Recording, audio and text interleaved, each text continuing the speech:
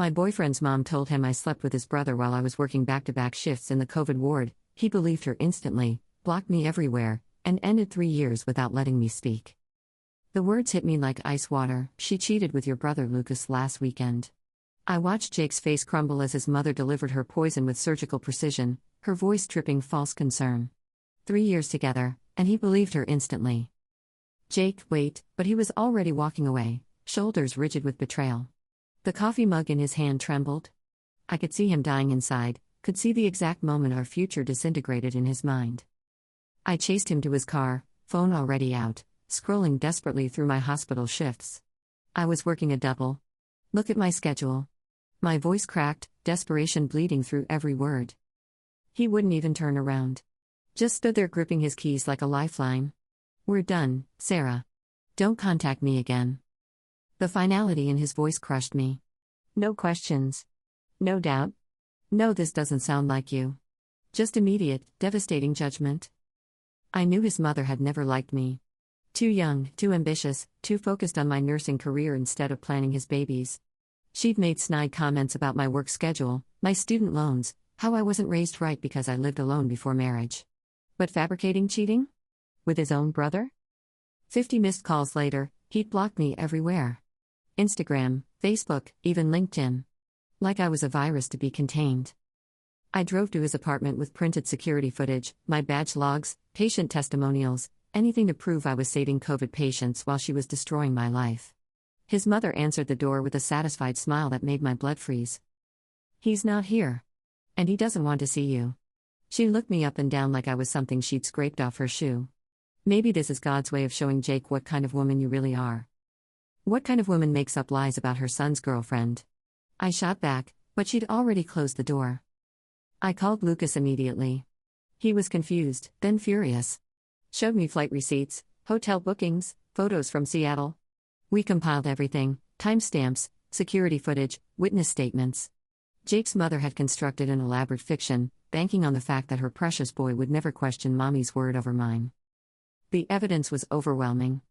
I had alibis for every minute of that weekend. Hospital security cameras showing me entering Friday evening, leaving Monday morning. My supervisor's written statement confirming I'd worked back-to-back 16-hour shifts.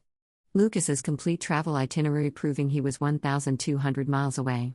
When Jake finally agreed to meet after 2 weeks of radio silence, I spread the evidence across the coffee shop table like a desperate lawyer fighting a death penalty case. My hands shook as I pushed each document toward him. His face went white as he realized what his mother had done. What he'd done. Sarah, he reached for my hand but I pulled away.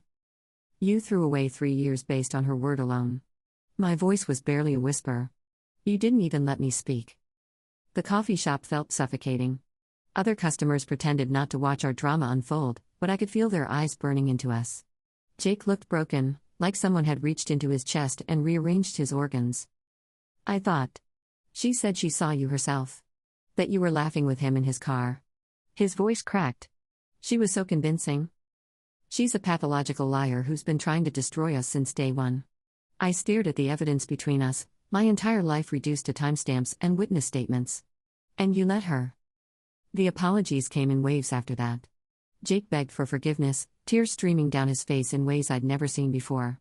His mother tearfully confessed her concerns about our relationship, claiming she'd only wanted to protect her son from what she saw as inevitable heartbreak. His father called to apologize. His sister sent flowers. Everyone expected me to forgive and forget, to understand that families are complicated. But something fundamental had shattered that couldn't be repaired with sorry and flowers.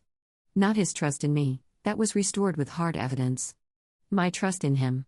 In us. In everything I thought we'd built together. He'd believed the worst of me instantly. No hesitation, no doubt, no benefit of the doubt despite 3 years of faithfulness. While I was intubating COVID patients and holding dying hands, working doubles to save for our future, he was deciding I was a cheater based on his mother's manipulative fiction. The worst part wasn't even his betrayal, it was seeing our entire future mapped out in front of me like a nightmare. Holidays walking on eggshells around her, wondering what poison she'd drip next. Jake promising he'd handle her while she systematically dismantled everything I tried to build with him. Babies she'd poison against me. A marriage where I'd always be the outsider she'd successfully painted as untrustworthy.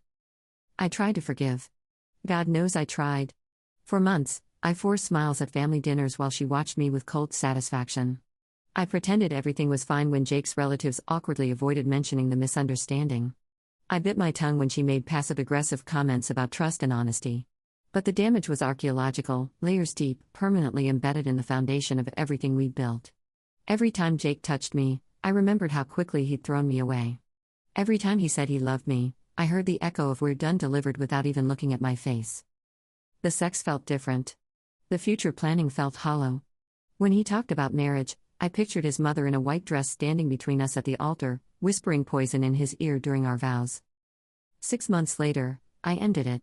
He sobbed like a child, promised to cut contact with his mother, begged me to reconsider.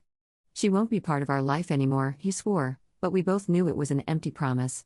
She was his mother. I was just the girlfriend who'd been proven capable of betrayal.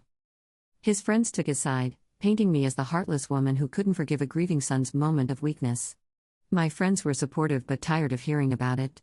He apologized and proved his mom was lying, they'd say. Why can't you just move on? Because some betrayals aren't about the lie, they're about how quickly someone you love will believe you're capable of destroying them. I think about him sometimes, wonder if he ever learned to question his mother's manipulations. Wonder if he tells the story honestly or lets people think I was the problem who couldn't forgive. Wonder if he's learned that love without trust is just pretty words and broken promises, or if he's found someone his mother approves of who he'll defend from day one. His mother got exactly what she wanted in the end. Not the church-going daughter-in-law she'd handpicked. Jake's been single for 2 years according to mutual friends, but me, gone. Mission accomplished. Sometimes the lie reveals a truth more devastating than any actual betrayal. When it matters most, the person you love will believe you're capable of destroying everything good between you without asking a single question first.